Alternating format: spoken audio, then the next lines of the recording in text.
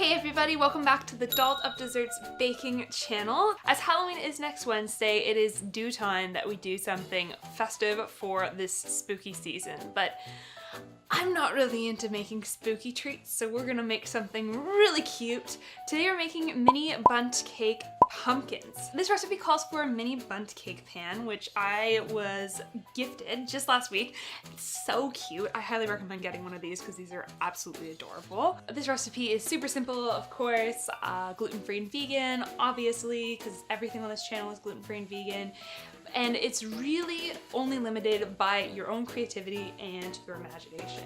Please feel free to go off the rails and make your mini pumpkin cakes super delicious to your tastes. So if you're interested in learning how to make these super cute mini bundt cakes, make sure you stick around. For those of you who are stumbling on this channel for the first time, welcome. My name is Katerina. I'm the chief dessert designer of Dolled Up Desserts.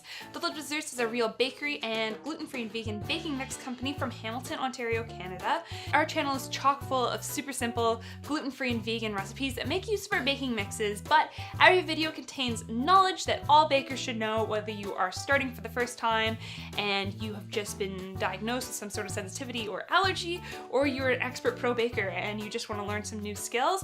Any of our videos will teach you something, so if you're interested in learning more about gluten-free and vegan baking and Dolled Up Desserts, make sure you hit that subscribe button so you can stay up to date with everything Dolled Up Desserts. And without further ado, let's get making those super cute bundt cakes.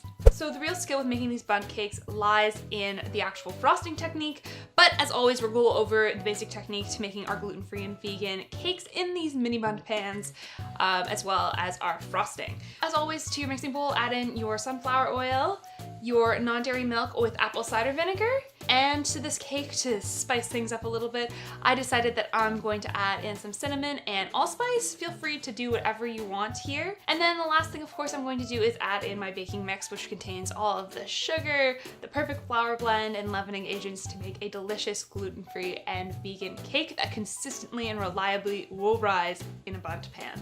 Once you've mixed everything together and there are no dry pockets present, you're going to take your mini bundt pan or regular bundt pan, you're going to grease the heck out of it to make sure your bundt cake actually comes out of the pan using a little bit of coconut oil, and then you're going to evenly portion, using a piping bag or a spoon, your bundt cake batter into each of the little rounds.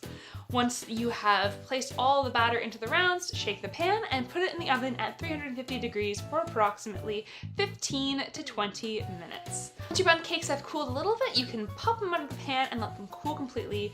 In the time that this is cooling, you can make your frosting. Now for this, I used our vegan buttercream frosting. You can check out the recipe for that in the little information icon right up there. It's a super simple recipe, a really versatile frosting, and I highly recommend using it. It really works well for this. And to make it orange, all I did was, in the step where I'm mixing together the sugar, milk, and the soy isolate protein, I added in some orange gel food coloring. Now you can add in whatever colors you want. You can make purple, pink, blue pumpkins, totally up to you. Just make sure you stir in that color with the milk before putting it into the frosting. And make it really concentrated. Don't be too afraid with this because it will lighten as it gets added into the butter. Once your frosting is prepared and your cakes are completely cool, it's now time to put the pumpkins together. What you're gonna do is you're gonna take a knife or an offset spatula if you have it, but a knife will totally work fine. You're going to throw a bit of icing and spread it along the bottoms of one of your bundt cakes. You're gonna stick another bundt cake on top, and then you're going to crumb coat your little bundt cake. Now this crumb coating doesn't have to be perfect, you just gotta cover as much as you can. You don't have to cover the bottom even, just with a thin layer of icing, to which you can put that in the freezer once covered for approximately an hour and a half to 2 hours. And then once your crumb coat has frozen, you can take your pumpkin out of the freezer and you can finish frosting it. Now with this, what I used is my offset spatula, and I put frosting and smoothed it all around the edges of the pumpkin. At this point, it kind of looks like an apple, which is, you know, pretty cool. You can make different kinds of fruit with this buttercream.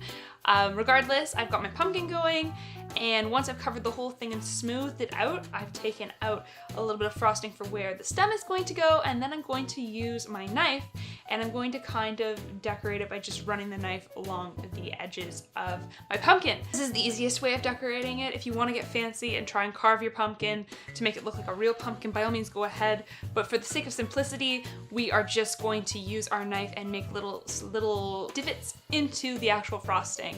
It gives it an overall look that looks really great and really cute. So once you finish icing your pumpkin, the last thing you've got to do is make a stem.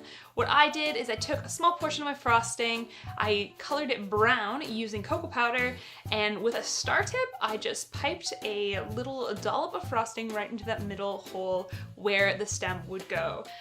My pumpkin cake is pretty standard and straightforward. I didn't do anything too fancy other than adding a bit of spices. This cake would be fantastic if you made a delicious pumpkin spice cake with pumpkin puree in it, or chocolate cake, or even using our banana bread mix or carrot cake mix and then covering it with a nice spiced frosting. So good and super festive. But regardless, let's try it. The addition of the chocolate frosting for the stem on top, very good choice. I'm very happy that I did that.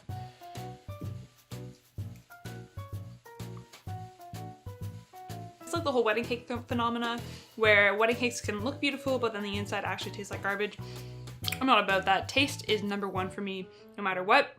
And this cake is delicious. The fact that it tastes like a super cute pumpkin made with this like super cute Bundt cake pan is just secondary, but I'm super happy the way that this turned out. Thank you so much for tuning in and watching another one of our super simple gluten-free and vegan recipes. I really had fun making these pumpkins, even though they required a lot of patience and they are super tasty.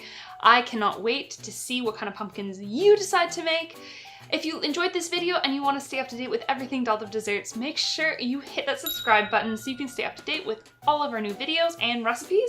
And if you do decide to make these pumpkins, make sure you tag us at Dolled Up Desserts Baking if you share them on social media, Instagram or Facebook, so we can see them and also repost them with everybody in our social network. Thanks for watching!